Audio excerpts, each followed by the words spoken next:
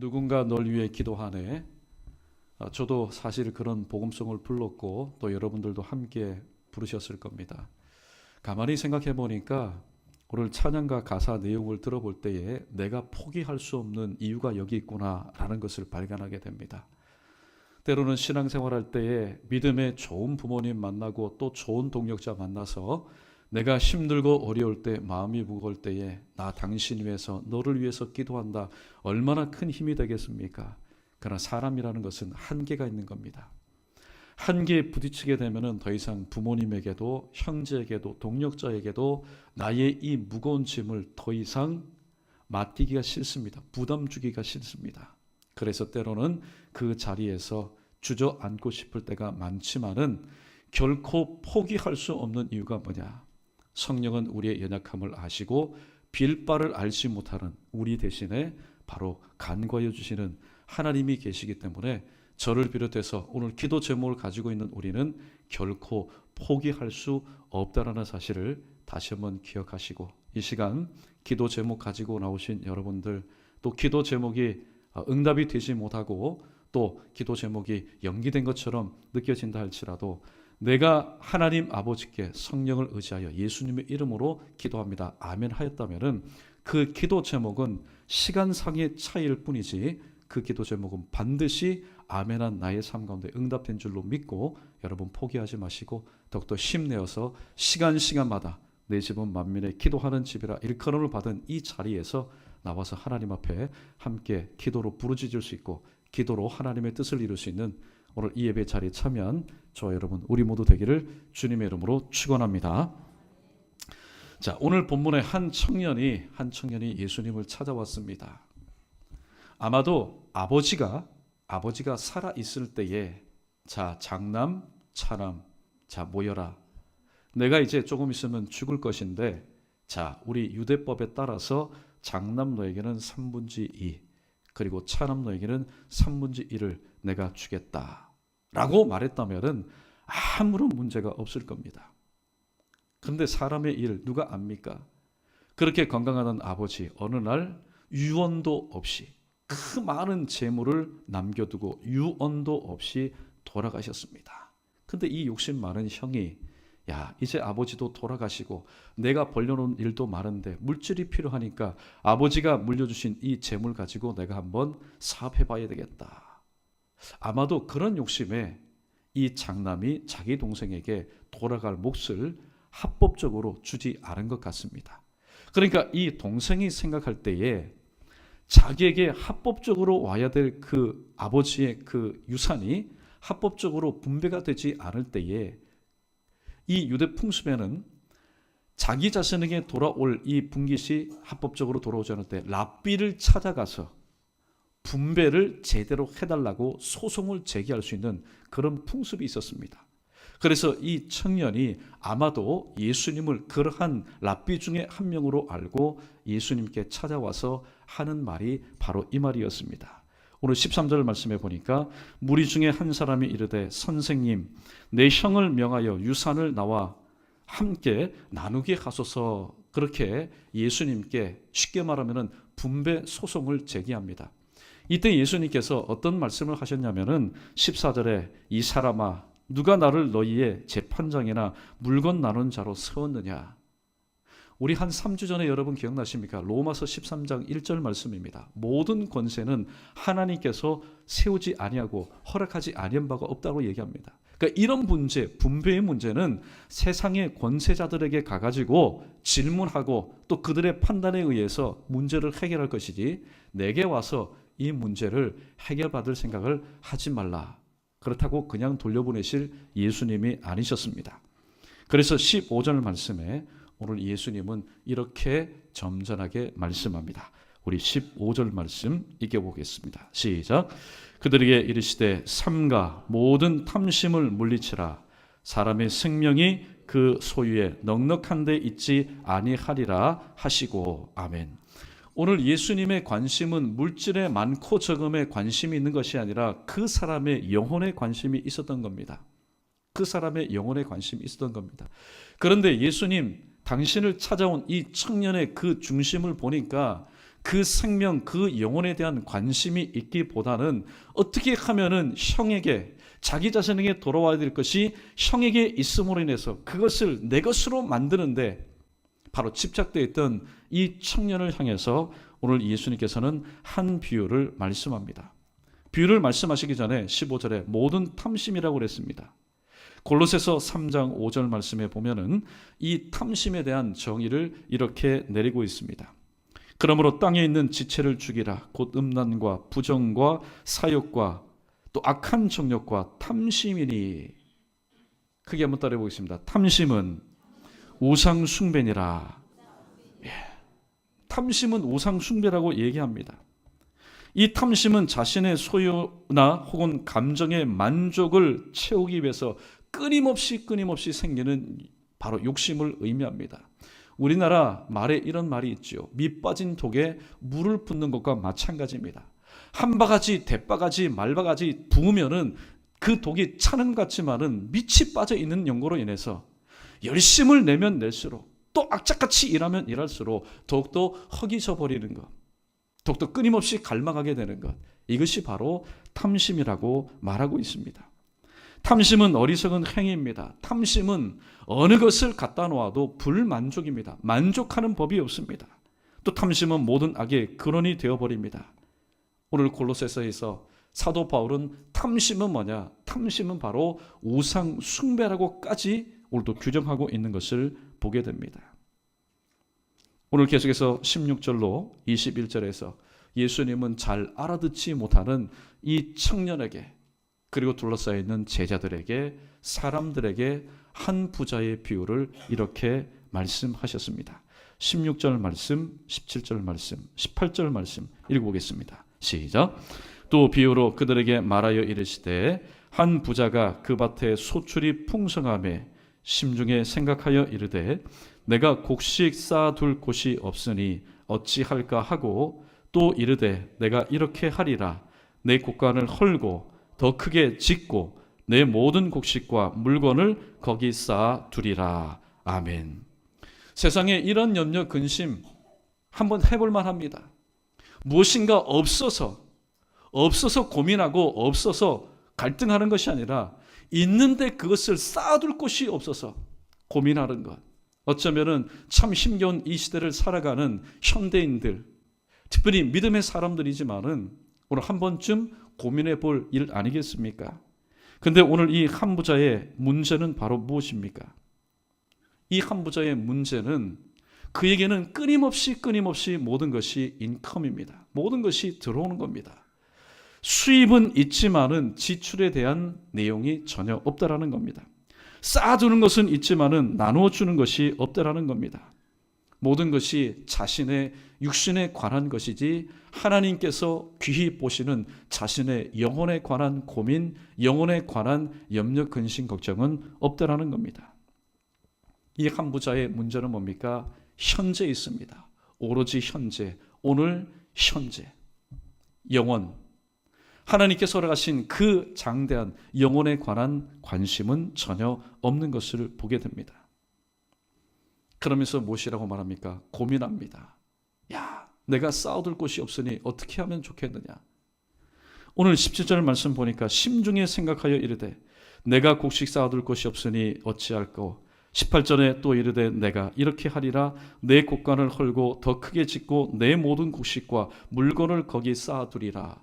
오늘 여러분 눈치 있으시면은 오늘 여기 본문 17절과 18절에 나라는 단어가 4번 반복되어 나오는 것을 보게 됩니다.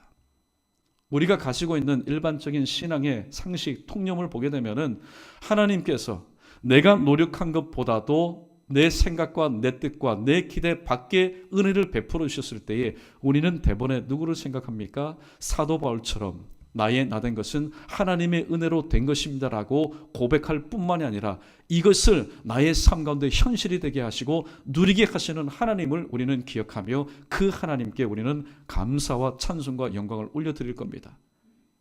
나 무엇인가인데 하나님 저에게 이렇게 은혜를 베풀어 주십니까?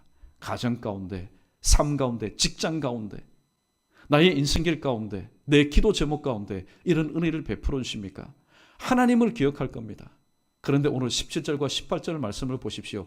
나름대로 자수성가한 이 한 부자의 삶에는 하나님이 전혀 등장하지가 않습니다.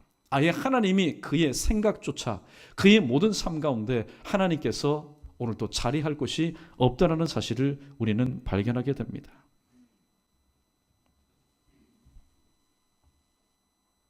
오늘 고민할 정도로 이 부자는 막대한 재물, 막대한 그런 육신적인 풍성함과 또 물질적인 그런 은혜를 누리며 살았습니다. 그러나 이에게 한 가지 궁핍한 것이 있었는데 그것은 바로 영혼의 궁핍이었고 빈곤이었다는 겁니다. 세상의 어떤 곳으로도 채울 수 없는, 그러나 그것을 바라보지 못했습니다. 오직 자기 자신의 눈에 보이고 손에 쥐어지고 오늘 또 느껴지는 이것이 나를 이루는 것이다. 철저히 내 중심의 삶을 살았습니다. 그래서 17절에 보니까 심중에 생각하여 이르되, 심중에 생각하여 이르되, 남과는 이 내 생각을 공유하는 것조차도 싫어합니다. 그저 심중에 자기에게 생각합니다. 우리는 잠언 19장 21절 말씀을 분명히 기억할 수 있어야 됩니다. 우리 잠언 19장 21절 말씀 함께 읽어보겠습니다. 시작. 사람이 마음에 많은 계획이 있어도 오직 여호와의 뜻만이 완전히 서리라. 아멘. 오늘 이 말씀 합당한 말씀 아닙니까? 오늘 17절과 18절, 19절 말씀을 보면은 자수성가한 이 한 부자는요, 정말로 계획이 있는 사람입니다. 그는 내일도 있는 사람입니다. 모든 것들을 치밀하게 잘 준비한, 그런 합법적으로 세상에 욕먹지 않을 만큼 바로 합법적으로 자신의 일을 감당하였던 사람입니다. 그런데 잠언 기자는 이렇게 말합니다. 사람의 마음에 많은 계획이 있어도, 내가 창고를 누리고 증축하여서 모든 것을 쌓아둔다 할지라도 결국에는 누구의 뜻이 이루어진다고 얘기합니까? 여호와 하나님의 뜻만이 이루어진다고 얘기하고 있는데 오늘 이 한 부자는 자신의 뜻, 자신의 생각만 기억하였지 자신을 향한 하나님의 뜻이 어떻게 이루어지는지 오늘 그는 염두에 두지 않았다라는 겁니다. 염두에 두지 않으니까 오늘 입술을 통해서 이렇게 고백합니다. 내가 이렇게 하리라. 내가 이렇게 하리라. 고린도전서 3장 6절과 7절 말씀에 보면은 오늘 이 한 부자가 내가 이렇게 하리라고 고백한 것이 얼마나 잘못된 고백인지를 우리는 발견하게 됩니다. 우리 자막 함께 읽어보겠습니다. 시작. 나는 심었고 아볼로는 물을 주었을 때 오직 하나님께서 자라나게 하셨나니 그런즉 심는 이나 물 주는 이는 아무것도 아니로되 오직 자라게 하시는 이는 하나님뿐이니라. 아멘. 사람의 착각이 바로 이겁니다. 내가 무엇인가를 했을 때, 손으로 무엇인가를 만들어냈을 때 작품이 나오고 내가 걸어갔을 때 그것이 역사가 되어버리고 내가 무엇인가 꿈꾸는 것이 현실이 될 때에 나는 내 생의 주인이 되어버립니다. 그러니까 내가 모든 것을 할 수 있다라는 컨피던스, 자신감이 생기게 됩니다. 그러나 일찍이 이 사실이 잘못되었다는 그 사실을 깨달았던 사도 바울은, 사실 보면은 사도 바울이 한 일이 얼마나 많습니까? 사도 바울은 역대 하나님의 부름을 받은 하나님의 사람들 중에 이처럼 그리스도와 복음을 위해서 핍박받으면서까지라도 또 하나님의 일을 한 사람이 아마 전무후무할 겁니다. 모르겠습니다. 하나님께서 또 능력 주시고 은혜 주신다면은 사도 바울보다도 더한 사람이 후대에 나올지는 모르겠지만은 오늘 사도 바울은 자기 자신이 오늘도 하나님의 일을 위해서 살든지 죽든지 내 안에서 예수 그리스도가 존귀케 되기를 원한다는 그런 일사각오의 정신을 가지고 사역했던 이 바울도 이렇게 고백합니다. 자, 내가 심었다. 또 바울이 물 주었다. 그러나 자라게 하시는 분은 하나님이시다. 심는 나도 아무것도 아니고 물을 주는 아볼로도 아무것도 아니다. 바로 자라게 하시는 분은 오직 하나님 한 분뿐이라고 말하고 있습니다. 그런데 우리는 사역을 하고 하나님이 일을 하다가 약간 착각이 드는 게 뭡니까? 아, 내가 했다라는 겁니다. 내가 했다라는 겁니다. 또 우리가 했다라는 겁니다. 그래서 내가 한번 해보자, 우리가 한번 해보자. 항상 내가, 우리가를 외치는 가운데 하나님께서는 저 멀찌감치해서 내가 있어야 되는데 또 하나님은 우리의 삶 가운데 들어오지 못하십니다. 오늘 본문에 등장하는 이 한 부자가 마치 이와 같았습니다. 오늘 이 한 부자의 고백을 한번 들어보십시오. 자신만만합니다. 이 한 부자에게는 어떤 일을 맡겨도 배나 되는 그런 일을 충분히 감당할 수 있는 자신감에 넘쳐있는 사람입니다. 그런데 오늘 여기 본문에 보니까 19절에서 오늘 심중에 생각하다가 이제는 자기의 영혼의 영역에까지 이렇게 제안을 하기 시작하였습니다. 19절 말씀 읽어보겠습니다. 시작. 또 내가 내 영혼에게 이르되 영혼아 여러 해 쓸 물건을 많이 쌓아두었으니 평안히 쉬고 먹고 마시고 즐거워하자 하리라 하되 아멘. 그래도 오늘 이 한 부자는 영혼에 대해서 그렇게 무관심한 사람은 아니었던 것 같습니다. 자기 영혼에 관해서 얘기를 하는데 그 내용이 하나님께서 원하시는 바와는 전혀 상관이 없는 내용을 지금 읊고 있습니다. 내가 내 영혼에 이르되 영혼아 여러 해 쓸 물건을 많이 쌓아두었으니, 영혼은 뭡니까? 영혼은 말 그대로 영원한 존재입니다. 이 땅에서 여러 해 자기가 아무리 알차고 아무리 성실하게 물건을 준비했다 할지라도 영원한 삶을 사는 그 영혼을 채울 수가 없거늘 오늘 부자는 자기의 영원한 시간 가운데 있는 그 영혼을 향해서 자, 내 영혼아 너 알지? 내가 여러 해 동안 내가 수고했다. 불법적으로 한 것 아니야. 합법적으로 내가 열심히 수고해서 물건을 쌓아두었다. 자, 이것을 가지고 이제 무엇을 할까? 이제 좀 평안히 쉬자. 나도 좀 쉬고 싶다. 그리고 이제 우리가 먹자. 이제 우리가 좀 마시자. 이제 우리가 좀 즐거워하자. 그렇게 자기 자신 영혼에게 그렇게 제안을 하고 있습니다. 그러나 우리는 분명히 이 사실을 깨달을 수 있어야 됩니다. 어떤 사실입니까? 오늘 지금까지 이 부자가 자기 자신이 쌓아둔 모든 것들이 정말로 자기 자신의 노력의 결과일까요? 그렇지 않습니다.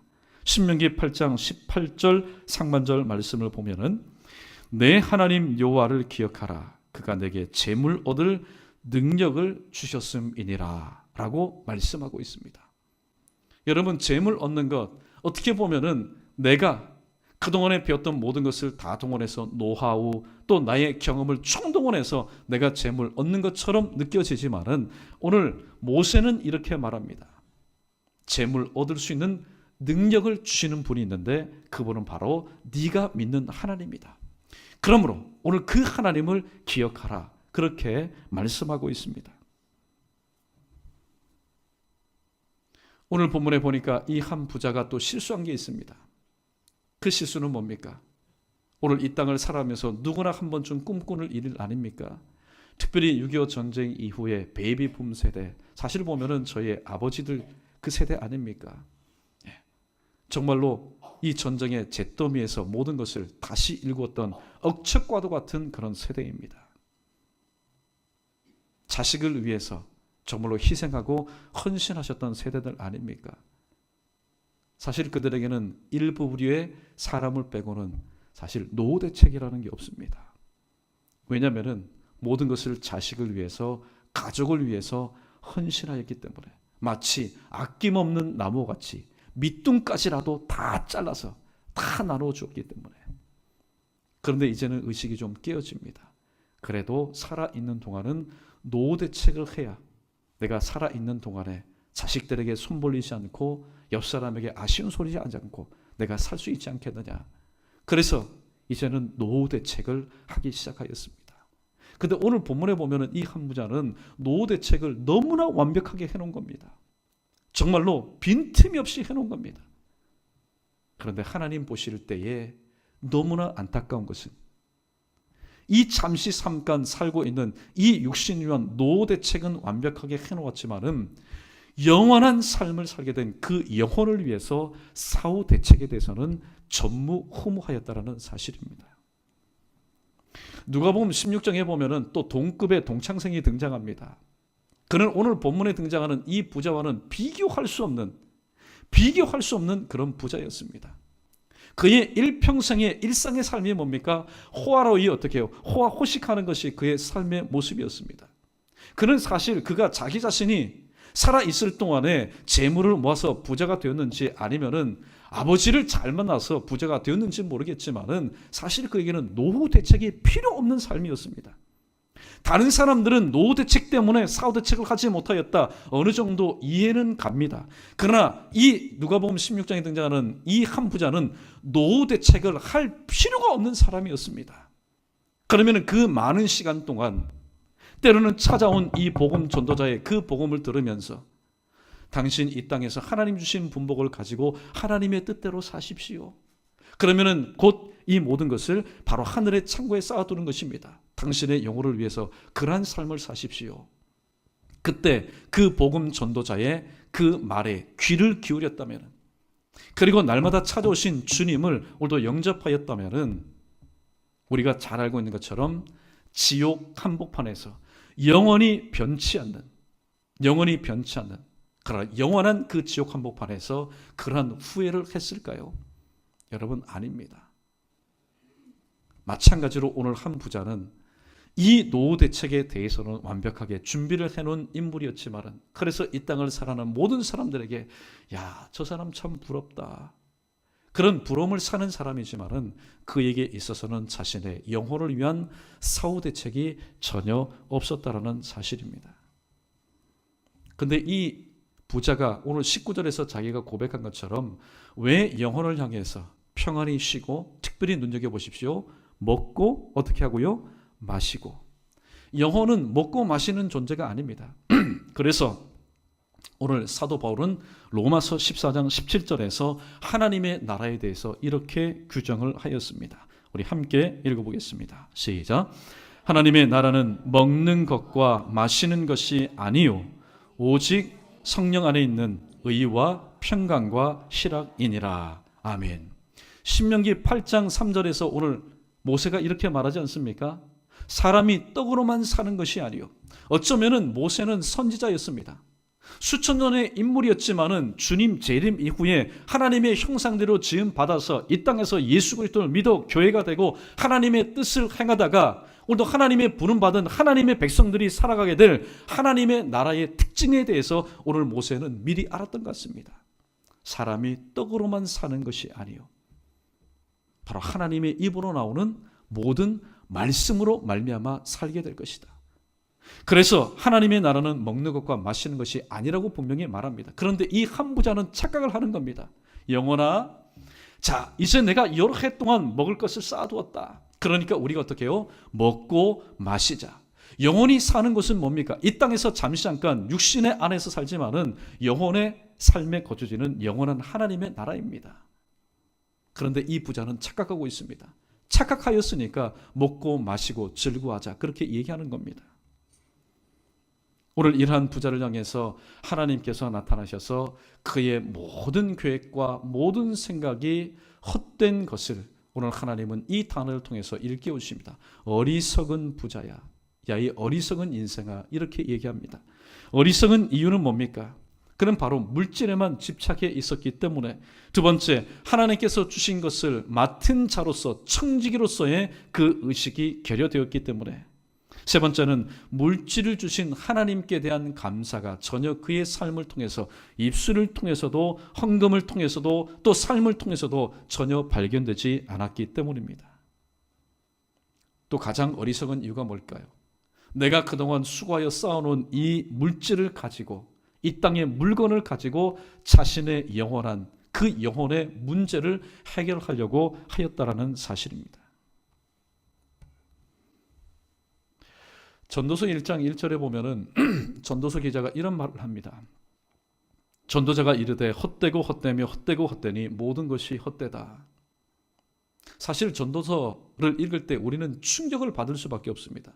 전도서의 기자가 누굽니까? 솔로몬 왕 아닙니까? 솔로몬 왕은 이 땅에서 하나님의 형상대로 지음받은 사람 중에 전무후무한 그런 삶을 누렸던 사람이었습니다. 그런데 전무후무한 인간으로서 누릴 수 있는 모든 것을 다 누렸던 이 솔로몬이 서두에 헛되고 헛되며 헛되고 헛되니 모든 것이 헛되다.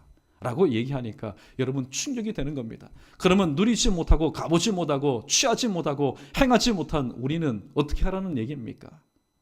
그런데 오늘 전도서의 말씀의 핵심이 바로 뭡니까? 그 핵심에 대해서 시편 기자는 시편 121편 1절과 2절에서 이렇게 부연 해석해서 설명하고 있습니다. 여호와께서 집을 세우지 아니하시면 세우는 자의 수고가 헛되고 여호와께서 성을 지키시지 아니하시면은 파수꾼의 깨어있음이 경성함이 헛되고 아침에 일찍 일어나고 저녁에 늦게 누우며 수고의 떡을 먹으며 어떻게 해요? 헛되도다 그렇게 얘기합니다. 이 말씀을 긍정적인 표현으로 뒤집으면 이렇습니다. 하나님께서 함께 하시면은 집을 세우는 자의 수고가 헛되지 않는다. 하나님께서 성을 지켜주시면은 성을 지키는 파수꾼의 그 수고가 결코 헛되지 않다. 또 하나님께서 함께 하실 때에 아침에 일찍 일어나고 저게 늦게 누우며 수고의 떡을 먹음이 전혀 헛되지 않다라고 얘기합니다. 오늘 이 말씀을 볼 때에 이 부자의 삶에는 하나님이 없습니다. 그의 마음 가운데도 하나님이 없고 그의 삶 가운데도 하나님이 없습니다. 그의 눈 가운데도 그의 귀 가운데도 그의 입술 가운데도 그와 관계된 모든 삶의 현장에서 하나님의 그 존재를 우리가 찾아볼 수가 없다라는 겁니다. 여전히 깨닫지 못하고 있는 이 어리석은 부자에게 하나님께서는 정말로 그 말을 듣고 오늘도 깨달을 수 있는 충격적인 충격요법을 사용하셨습니다. 그 충격요법이 바로 20절에 기록되어 있습니다. 함께 읽어보겠습니다. 시작. 하나님은 이르시되 어리석은 자여 오늘 밤에 내 영혼을 도로 찾으리니 그러면 내가 준비한 것이 누구의 것이 되겠느냐 하셨으니. 아멘. 잠언 27장 1절입니다. 너는 내일 일을 자랑하지 말라. 하루 동안에 무슨 일이 일어날지 내가 알 수 없음이니라 라고 말합니다. 여러분, 사람은 큰 소리를 칩니다. 왜냐하면 단 5분 뒤의 일도 알지 못하기 때문에. 그러나 오늘 하나님은 그러한 삶을 사는 오늘 본문에 등장하는 비유 속에 등장하는 이 한 어리석은 부자를 향해서 또 오늘 저와 여러분 우리를 향해서 이렇게 말씀합니다. 하나님 앞에서 시간 앞에서 하나님 섭리 앞에서 겸손할 것을 말하고 있습니다. 하루 동안에 무슨 일이 일어날지 우리가 알지 못하기 때문입니다. 말씀을 정리하도록 하겠습니다. 오늘 이 한 부자가 우리에게 주는 신앙생활의 교훈이 뭘까요? 첫 번째는 쌓아둔 물질들, 이 쌓아둔 물질을 가지고는 우리의 영혼의 궁핍함을 해결할 수 있는 방법이 없다라는 겁니다. 우리 영혼의 문제를 해결할 수 있는 방법은 뭡니까? 모세가 얘기한 것처럼 그것은 떡 문제를 가지고 돈 문제를 가지고 우리의 문제를 해결할 수 있는 것 아닙니다. 바로 의와 희락과 평강이 제공되는 하나님의 말씀이기 때문입니다. 두 번째, 소유의 넉넉함과 생명의 연장과는 관계가 없다라는 겁니다. 그런데 한때 착각하였던 고대의 왕조들의 왕들을 보십시오. 내가 이렇게 가지고 있는 이 물질, 이 권세를 가지고 영생하리라. 그래서 그들은 나름대로의 큰 그런 무덤을 만들지 않았습니까? 그러나 여러분, 참 어리석기 짝이 없습니다. 영생하려면 이 땅에 무덤이 없어야 됩니다. 그렇지 않습니까? 무덤이 있다는 것은 그가 죽은 겁니다. 그들에겐 부활신앙이 있는 것 아닙니다. 이 땅에 무덤이 있다는 것은 그들이 영생할 수 없는 존재라는 것을 오히려 입증하는 일밖에 되지가 않습니다. 혹시 여러분 중에 물질의 넉넉함이 내 생명의 연장과 관계가 있다라고 그렇게 착각하신다면 일찌감치 우리는 그런 생각을 접을 필요가 있습니다. 두 번째, 죽음 앞에서는 물질의 많고 적음이 소용이 없다라는 겁니다. 여러분, 여기에서 사이비가 등장하는 겁니다. 사이비들 꼭 말쓰지 말, 그들 나름대로 정해놓은 날이 되면 무엇을 여러분 걷습니까? 돈을 걷어요. 왜냐하면 하나님의 나라는 먹고 마시는 것이 아니라고 했는데, 여러분, 돈이라는 게 뭡니까? 이 땅에서 우리가 먹고 마시고 필요한 모든 것들을 살 수 있는 도구 아닙니까? 그런데 그것을 성도들로 하여금 갈취를 합니다. 내게 합니다. 그러니까 그건 분명히 잘못된 거예요. 왜냐하면 하나님의 나라, 우리가 죽어서 하나님의 부름을 받아서 살아갈 곳에는 먹고 마시는 곳이 아니기 때문입니다. 죽음 앞에서는요, 물질의 많고 적음이 여러분 소용이 없습니다.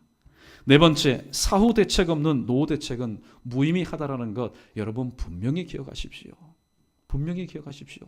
그러나 오늘 우리들의 연약함이 무엇입니까? 말씀은 그렇게 전하고 말씀은 그렇게 들어서 맞다. 사후 대책이 없는 노후 대책은 오늘 이 한 부자와 같이 무의미한 것이다. 우리는 알고는 있지만은 정작 그렇게 여러분 행하기가 너무나 힘듭니다. 왜냐하면 이 땅의 것, 지금까지 내가 어떠한 고생을 통해서 이것을 모았는데, 어떠한 욕을 먹고 내가 이것을 취했는데, 누렸는데, 쌓아왔는데, 여러분 버리기가 너무나 아깝다라는 겁니다. 포기하기가 너무나 아깝다라는 겁니다.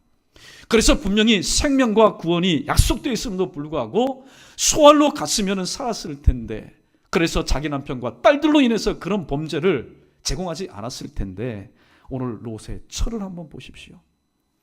멸망당하는 그곳을 향하여서 여전히 오늘 또 미련을 버리지 못하고 세상의 것에 대해서 미련을 버리지 못하고 뒤를 바라보다가 바로 소금 기둥이 되었다라는 사실입니다. 여러분 오늘 이 말씀 들을 때는 야 맞다, 그렇게 하는 것이 삶의 옳은 모습이다라고 얘기하지만은 정작 힘들고 어려운 이유가 무엇일까요? 그건 바로 내세에 대한 확신이 없기 때문입니다. 내가 죽음 이후에 이 땅에 눈물도 없고 고통도 없고 아픔도 없고 또 식문제, 집문제, 또 돈 문제, 여러 가지 문제로 인해서 더 이상 고민하지 않을 것이 아버지의 품이라는 사실에 대한 확신이 없기 때문에 살아있는 동안에 내가 조금이라도 더 누려야 되겠다, 조금이라도 내가 더 가져야 되겠다라는 그런 세상의 애착심이 바로 나로 하여금 이 모든 것을 끊지 못하도록 한다는 사실입니다. 그러나 여러분 오늘도 정말로 하나님의 은혜가 임하면은 이 땅에서 어떠한 삶을 살게 될까요? 사후 대책, 여러분 노후 대책 하지 말라는 얘기 아닙니다. 하나님께서 여러분에게 허락하신 생애 동안 하실 수 있다면은 여러분 하십시오. 하십시오. 그러나 이 사후 대책보다는 바로 노후 대책보다는 사후 대책, 내가 죽음 이후에 어떻게 될 것인가, 바로 이 대책을 살아있는 동안에 잘 세워야만이 우리는 누가복음 16장에 등장하는 저 지옥의 불꽃 항공 가운데서 고민하는 그 부자의 삶을 되풀이하지 않을 수가 있기 때문입니다. 그리고 오늘 본문에서 예수님께서 하시고자 하시는 말씀 바로 이겁니다. 하나님께서 우리에게 주신 것들이 있습니다. 그걸 가리켜서 바로 분복이라고 하죠. 우리에게 있어서 분복은 뭡니까? 건강도 분복이고 달란트도 분복이고 어쩌면 시간도 분복입니다. 그리고 물질도 분복입니다. 내가 지금 이 땅에 빈손으로 왔다가 오늘 또 여러 가지를 누리고 있는 모든 것들은 하나님께서 내게 주신 분복들입니다. 그 분복들을 우리가 어떻게 활용할 수 있어야 되겠느냐?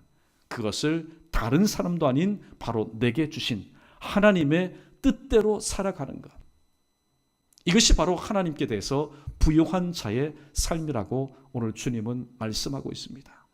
그러면서 정말로 주님께서 오늘 또 하시고자 하시는 말씀이 뭘까요?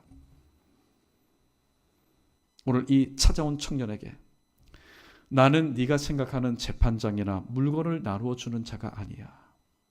내가 바로 메시아다. 내가 바로 메시아다. 내가 바로 너의 영혼과 영혼을 구원하고 또 이 땅에서 모든 이런 문제로 인해서 어려움과 고민과 눈물 가운데 사는 인생을 구원하여서 바로 하나님의 나라 가운데 함께 들어가게 할 바로 너희가 믿는 메시아다 라고 하시는 말씀을 오늘 무언 중에 주고 있습니다. 말씀을 정리하도록 하겠습니다. 오늘 이 땅에서 우리는 누리고 있는 사람을 바라보면서 참 배아플 때가 많습니다. 그리고 부러워할 때도 참 많습니다. 왜냐하면 하나님이 없는 삶, 저 천국에 대한 소망이 없기 때문입니다.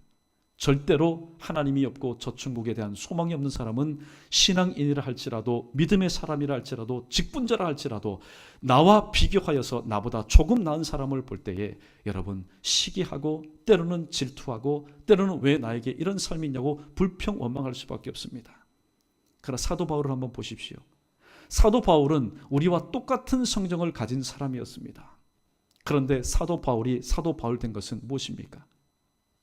바로 주님 성령께서 그 안에 충만하여서 하나님의 뜻대로 그를 사용하시기 때문에, 특별히 이 사도 바울이 이 땅에서 다른 사람과 비교할 수 없는 체험이 있었는데 그 체험은 바로 무엇이었을까요? 삼청천, 즉 하나님의 나라를 바로 하나님의 특별하신 은혜 가운데 보았기 때문입니다. 그것을 충분히 말할 수도 있었지만은 그 말을 통해서 실족할 사람들이 있었기 때문에 그는 함구한다고 얘기했습니다. 몸으로 보여주었습니다. 살는지 죽든지 내 안에서 그리스도가 존귀케 되었으면 좋겠다. 나 정말로 죽었으면 좋겠다. 살아있는 것보다는 나에게는 죽는 게 더 좋다. 왜냐하면 이 땅에서 살아있으면서 오늘도 핍박과 고난을 받는 것보다는 죽어서 하나님과 함께 영원히 사는 것을 나는 더 사모한다. 그러나 내가 오늘도 살아있는 것은 복음을 위해서, 그리스도를 위해서 내가 사는 것뿐이다. 여러분, 정말로 하나님께서 귀하게 사용하시는 사람은 무엇인가가 다릅니다. 입술의 고백도 다르고 삶의 모습도 다르다는 겁니다.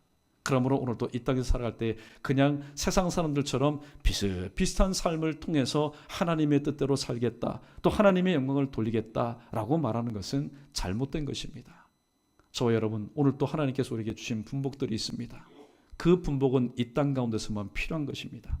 하나님의 영광을 위해서 오늘도 선용하시되, 특별히 오늘도 주님께서 허락하신 귀한 삶의 현장을 통하여서 우리의 관심을 오늘도 이 땅의 것만 두고 오늘도 한 부자처럼 살아나가는 저와 여러분 되지 마시고, 우리의 관심의 각도를 땅에서 저 하늘로 잠깐 올려서 또 믿음의 주에 온전히 하시는 주님께서 내게 그때마다 주시는 은혜와 능력을 덧입고 하나님 허락하시는 이 생애 동안 하나님의 기쁨이 되는 그런 삶을 살아갈 수 있는 저와 여러분, 우리 모두 되기를 주님의 이름으로 축원합니다.